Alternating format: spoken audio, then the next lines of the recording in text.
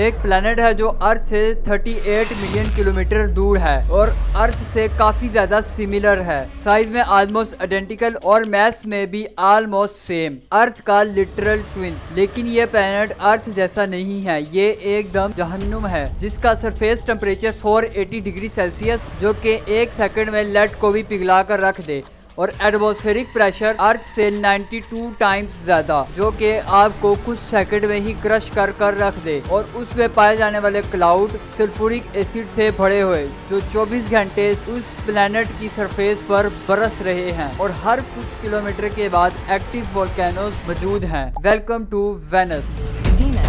Second planet from the sun, is very similar to Earth. Color images the surface of Venus. So Venus, however, is dotted with thousands of volcanoes, a volcano almost as tall as Mount Everest.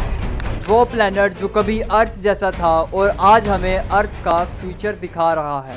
आज की इस video में हम Venus और अर्थ को आपस में compare करेंगे, उसके ग्रीन हाउस इफेक्ट के बारे में बात करेंगे, उसकी हिस्टोरिकल डिस्कवरीज और उस पर कितने मिशन भेजे गए और उनके साथ क्या हुआ उसके बारे में बात करेंगे, और वेनस के बारे में आज तक हम कितना जानते हैं और उसको एक्सप्लोर करने के लिए हमें किन मुश्किलात का सामना करना पड़ता है। इन चीज़ों के बारे में इस वीडियो में हम बात करेंगे। सबसे पहले हम अर्थ और वेनस को आपस में कंपेयर कर लेते हैं। जैसे अर्थ और वेनस जो है ऑलमोस्ट तो ट्विन्स हैं। वेनस का जो रेडियस है वो अर्थ से सिर्फ 5% ही छोटा है और उसका मास अर्थ का 81.5% है। इसको अगर आसान अल्फाजों में समझे तो अर्थ का अगर मास 100 है तो वेनस का 81.5 है, और दोनों ही रॉकी प्लैनेट्स हैं आयरन कोर, मेंटल और सॉलिड सरफेस के साथ, और दोनों की डेंसिटी भी तकरीबन सेम है जो कि सिमिलर इंटरनल कंपोजिशन को शो करती है। इसलिए साइज, मास और स्ट्रक्चर की सिमिलैरिटी को देखते हुए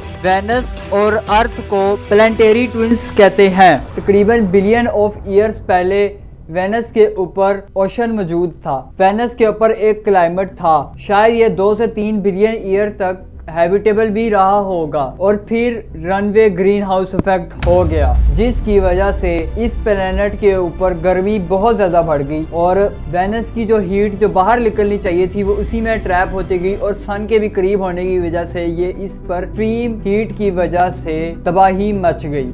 रनवे ग्रीन हाउस इफेक्ट आपको सिंपल करने के लिए मैं समझा देता हूँ। तो बेसिकली ये जब प्लेनेट का एटमॉस्फेयर हीट को बाहर निकलने ना दे तो प्लेनेट के अंदर ही गर्मी लगातार बढ़ती रहती है, जिसको हम लोग रनवे ग्रीन हाउस इफेक्ट कहते हैं। और इस इफेक्ट की वजह से ओशन एटमॉस्फेयर में इवेपोरेट होने लग गए। वाटर वेपर्स जो एक पावरफुल ग्रीन हाउस इफेक्ट है उसमें हीट ट्रैप होना शुरू हो गई। ज्यादा हीट का मतलब ज्यादा इवेपोरेशन, और ज्यादा इवेपोरेशन का मतलब ज्यादा ग्रीन हाउस इफेक्ट। वेनस के ऊपर कार्बन डाइऑक्साइड भी बहुत ज्यादा बढ़ गई और इस वजह से एटमॉस्फेयर बिल्कुल तबाह हो गया। एक साइकिल चल पड़ा जो कि रुक नहीं सकता था, और ये इतना खतरनाक हो गया कि ये पॉइंट ऑफ नो रिटर्न बन गया जहां से वापसी नहीं थी। इवेंचुअली सारा पानी स्पेस में इवेपोरेट हो गया और प्लेनेट पर सिर्फ कार्बन डाइऑक्साइड ही बच गई। वेनस की सरफेस का टेम्परेचर एवरेज 864 फ़ारेनहाइट है जो कि मरकरी से भी ज्यादा है। बेशक मरकरी सन से ज्यादा करीब है लेकिन उधर से ज्यादा हॉट वेनस है। उसकी वजह यह है कि CO2 एटमॉस्फेयर हीट को ट्रैप कर लेता है। मरकरी पर हम जैसे जानते हैं कि बिल्कुल भी एटमॉस्फेयर नहीं है, तो उसका टेम्परेचर कम है वेनस के मुकाबले में। अगर आप मरकरी के बारे में जानना चाहते हैं तो मैंने अभी ही रिसेंट उस पर वीडियो बनाई है, आप जाकर चेक कर सकते हैं। अब हम इसके और स्टैट्स के बारे में बात करते हैं। इसका एटमॉस्फेरिक प्रेशर 92 एटमॉस्फेयर है। अगर हम ओशन में 900 मीटर नीचे चले जाएं तो इतना एटमॉस्फेरिक प्रेशर हमें झेलना पड़ेगा। इसकी एक दिन की लेंथ 243 अर्थ डेज के इक्वल है, मतलब कि वेनस का एक दिन उसके साल से भी लंबा होता है। और वेनस हमारे पूरे सोलर सिस्टम में अकेला वो वाहिद प्लेनेट है जिसका सन वेस्ट से निकलता है और गरूब वो ईस्ट में होता है। इसकी रोटेशन बैकवर्ड है। सबसे ज्यादा स्केरी स्टैट्स ये हैं कि वेनस के ऊपर लॉन्गेस्ट स्पेसक्राफ्ट सर्वाइवर 127 मिनट्स है जो सोवियत वेनेरा 13 ने 1982 में सेट किया था। ये एक वर्ल्ड रिकॉर्ड बन चुका है अब तक। प्री 1900s के अंदर साइंटिस्ट ने वेनस के ऊपर टेलीस्कोप के जरिए थिक क्लाउड्स को देखा और इमेजिन किया कि ये एक और प्लेनेट है जहाँ पर लाइफ मौजूद हो सकती है नहीं, वो कंफर्म थे कि मौजूद है। उन लोगों ने जब इतने थिक क्लाउड्स को देखा तो उन लोगों ने इमेजिन किया कि इसके अंदर बहुत वास्ट फॉरेस्ट मौजूद होंगे, रिवर्स, माउंटेन्स और ओशंस, और लाइफ की तो भरमार होगी वेनस के ऊपर। उन लोगों ने सोचना शुरू किया वेनस और अर्थ इन दोनों पर लाइफ मौजूद है। 1950s के अंदर ये इनका पैराडाइज टूट गया जब रेडियो एस्ट्रोनॉमी ने रिवील किया कि इसका सरफेस एक्सट्रीमली हॉट है। 100 डिग्रीज का टेम्परेचर इसमें हाई है, इसमें जिंदगी का मौजूद होना इम्पॉसिबल है। उसके बाद स्टार्ट होती है cold war. A Cold War is a state of political hostility. 1938, the Soviets were thinking of airborne arms. और रेस लग जाती है स्पेस एक्सप्लोर करने की। सबसे पहला आता है सोवियत असॉल्ट। उन लोगों ने वेनस के ऊपर कई मिशन भेजे, दी वनेरा मिशंस। सोवियत यूनियन ने 30 से ज़्यादा मिशंस प्लान किए वेनस की तरफ, मोस्टली फेल ही हुए, कुछ हासिल नहीं हुआ। वेनस इतना ब्रूटल है कि मैं आपको क्या बताऊं, उसमें स्पेस क्राफ्ट को रहने नहीं देता। एंटर होते ही क्लाउड्स पास करते ही वो तबाह बर्बाद कर देता है। इंसानों की क्यूरियोसिटी ने जिद बना ली, हमने तो जाके रहना है, तुम जो मर्जी कर ले, हमने आना ज़रूर है। मिशन इतने ज़्यादा किए कि हम सबका जिक्र नहीं कर सकते, हम कुछ का जिक्र करते हैं। 1970 में लॉन्च हुआ था वनेरा 7, जिसने पहली सक्सेसफुल लैंडिंग की उसके वेनस के सरफेस के ऊपर, लेकिन वो सिर्फ 23 मिनट तक ही सरवाइव कर सका। फिर 1975 आता है और वनेरा 9 और 10 लॉन्च होते हैं, जो वेनस की पहली सरफेस की इमेजेस सोवियत यूनियन तक भेजते हैं। उन दोनों का भी सर्वाइव थोड़ा अप्रोक्सीमेटली 65 मिनट्स तक ही रहता है। फिर आता है टाइम 1982, वनेरा 13, और ये वाहिद और लास्ट स्पेसक्राफ्ट था जो 127 मिनट्स तक ही सर्वाइव कर सका। ये एक रिकॉर्ड बन गया जो आज तक नहीं टूट सका, आज तक कोई भी नहीं तोड़ सका, ना नासा, ना विसरो, ना स्पेस एक्स, ना दोबारा से रशिया। 127 मिनट्स रिकॉर्ड है वेनस के ऊपर एक स्पेस क्राफ्ट का रहना, जिसको पूरे एक्सपेरिमेंट्स के साथ हम भेजते हैं। उस पर क्या ऐसी चीज़ लगाएं जो बर्न ना हो, एटमॉस्फेरिक प्रेशर जो बर्दाश्त कर सके, हर चीज़ कैलकुलेट करके, टाइम लगा के, कई टीम बैठा के हम बना के भेजते हैं, और वो स्पेस क्राफ्ट भी तबाह देता है। मतलब कुछ भी नहीं मिलता उसमें से।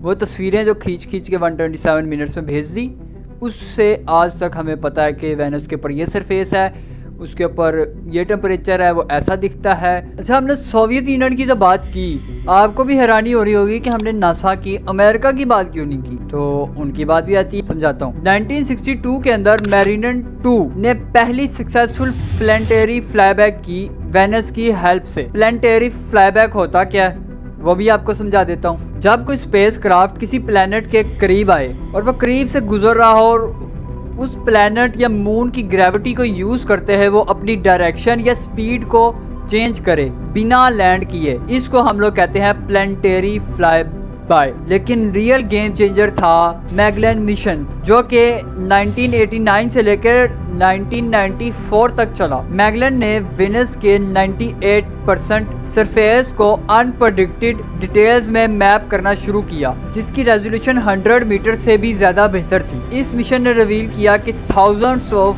वोल्केनोज मौजूद हैं वेनस के ऊपर, और दिखाया कि वेनस की जो सरफेस है वो जियोलॉजिकल यंग है। मैगेलन के डाटा ने हमें ये कंफर्म किया कि वेनस का जो सरफेस है वो 3 to 500 मिलियन ईयर ओल्ड है। अब साफ पता लगता है कि 3 to 500 मिलियन ओल्ड का मतलब कि वो सरफेस कोटिंग हुई है, मतलब एक मैसिव ग्लोबल रीसरफेसिंग इवेंट हुआ है वेनस के ऊपर, और वो वोल्केनोस कितने एक्टिव हैं उससे ये पता लग जाता है। मतलब जो 1000 मिलियन साल पहले वेनस था उसके ऊपर लावा आ के पूरे ग्लोब के ऊपर कोटिंग होगी उसकी लावा की, और वो छुप गया। अब अगर कोई उस पर ऊपर से गुजरते हुए सिर्फ चेक करे तो वो चेक करेगा वेनस तो भाई 300 मिलियन साल पुराना सरफेस है इसका। मतलब जब तक हम उसमें से डिटेल नहीं निकाल लेते, तो इधर से अंदाज़ा लगाया। और अगर हम सिर्फ पहले वेनस को ही जाके चेक करते हो 300 मिलियन साल पहले, और कुछ भी चेक नहीं कर रहे हम, अर्थ के भी कुछ नहीं चेक कर रहे हो कितना पुराना है, उसका कार्बन डेटिंग या कुछ भी नहीं कर रहे, तो हम लोग यही एस्टिमेट लगाते हैं कि ये सोलर सिस्टम कितना ही पुराना होगा भाई, ये क्या ये तो अभी ही बना है। लेकिन ऐसा नहीं है, 300 मिलियन साल पहले ही उसके ऊपर कोटिंग स्टार्ट हुई, उससे पहले ही वो मौजूद था हमारे सोलर सिस्टम के अंदर। फिर 2023 के अंदर ग्राउंड ब्रेकिंग डिस्कवरी हमारे सामने आई, जिससे हमें पता लगा कि वेनस के ऊपर वोल्केनोस अभी भी एक्टिव है, प्रोएक्टिव है। साइंटिस्ट ने वो 90s की मैगलन की इमेजेस को निकाला और रीसेंट ऑब्जर्वेशंस के साथ कंपेयर किया, तो उनको ये साफ साफ पता लगा कि अभी भी उसका सरफेस कंटिन्यूसली चेंज हो रहा है, मतलब उस पर कोटिंग आ रही है, जिससे लावा के फ्लोज भी विजिबल हैं हमें। साइंटिस्ट एस्टिमेट करते हैं कि उस वेनस के ऊपर 1600 तकरीबन वोल्केनोस मौजूद होंगे, जो कि अर्थ से भी ज़्यादा हैं, काफ़ी ज़्यादा हैं। अच्छा, वेनस के एटमॉस्फेयर में एक अजीब सा फिनोमिना है जिसको हम सुपर रोटेशन कहते हैं। अभी रिसेंटली मैंने आपको बताया कि प्लेनेट के ऊपर जो दिन गुजरता है, एक डे की लेंथ 243 डेज के इक्वल है अर्थ के, लेकिन जो उसका एटमॉस्फेयर है वो एटमॉस्फेयर 4 दिन में प्लेनेट का पूरा चक्कर लगा देता है। साइंटिस्ट ने कंक्लूड निकाला कि वेनस के ऊपर विंड्स 360 किलोमीटर पर आवर तक स्पीड पहुंच जाती होगी, मतलब कि प्लेनेट का एटमॉस्फेयर प्लेनेट से 60 टाइम फास्टर। यही आज तक साइंटिस्ट को समझ नहीं आई कि ऐसा क्यों हो रहा है वेनस के ऊपर। और उससे भी स्ट्रेंज फिनोमिना ये है कि वेनस के ऊपर जो क्लाउड्स हैं वो क्लाउड्स अभी भी हैं, जो 90s प्री 90s में हम देखे थे साइंटिस्ट ने। कुछ प्लेनेट के पास कोई मैग्नेटिक फील्ड नहीं है, मतलब जो सन से हमला हुआ वो सीधा प्लेनेट पे उतरेगा ही उतरेगा। सोलर विंड से कोई प्रोटेक्शन। 2020 में फोस्फाइन गैस भी डिटेक्ट हुई, जो कि एक कंट्रोवर्शियल पॉसिबल बायो सिग्नेचर है। वेनस के क्लाउड्स के ऊपर या वेनस के ऊपर लाइफ होने के सबूत भी मिलते हैं, उसमें लाइफ थी या है। साइंटिस्ट तो आज भी नहीं ये समझ पाए कि ऐसा क्यों हो रहा है, इसकी वजह क्या है, इसकी वजह आज तक नहीं वो बता सकते। और जब आप वेनस को यूवी लाइट के अंदर देखते हैं तो एक बिजार्ड वाई शेप का क्लाउड में पैटर्न दिखता है। अच्छा, अब हम बात करते हैं कि वेनस के ऊपर मिशन भेजना इतना इम्पॉसिबल क्यों है। हमने सबसे लॉन्ग लास्टिंग मिशन किया 127 मिनट। उसकी पहली वजह ये आती है टेम्परेचर। अब वेनस के ऊपर 480 डिग्री सेल्सियस का टेम्परेचर है, जो कि इलेक्ट्रॉनिक्स को बिल्कुल ही मेल्ट कर देता है। बैटरी हमारी जो होती है वो एक्सप्लोड कर जाती है, और जो मेटल है वो तो सस्टेन कर नहीं सकता इतना, वो डीफॉर्म हो जाता है। टेम्परेचर आता है सबसे बड़ा चैलेंज।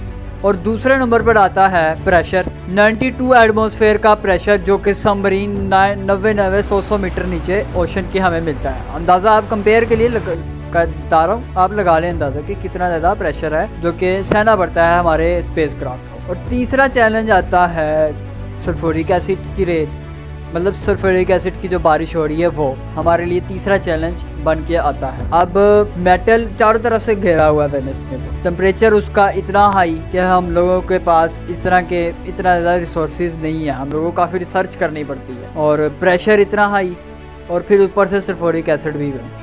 लेकिन खुशखबरी है कि नासा अब मॉडर्न टेक्नोलॉजी बिल्ड कर रहा है, जो कि सिलिकॉन कार्बन चिप्स हैं, 500 डिग्री सेल्सियस तक ऑपरेट कर सकती हैं वो, और एडवांस थर्मल मैनेजमेंट सिस्टम, और पिछले से बेटर कूलिंग डिज़ाइन। फ्यूचर में शायद हम लोग वीक्स लंबा मिशन वेनस के ऊपर पूरा कर सकेंगे बहुत ही आसानी के साथ। अब नासा ने ऐसी टेक्नोलॉजी तो ढूंढ ली जो वेनस के ऊपर हम लोग स्पेसक्राफ्ट को सर्वाइव करवा सकें।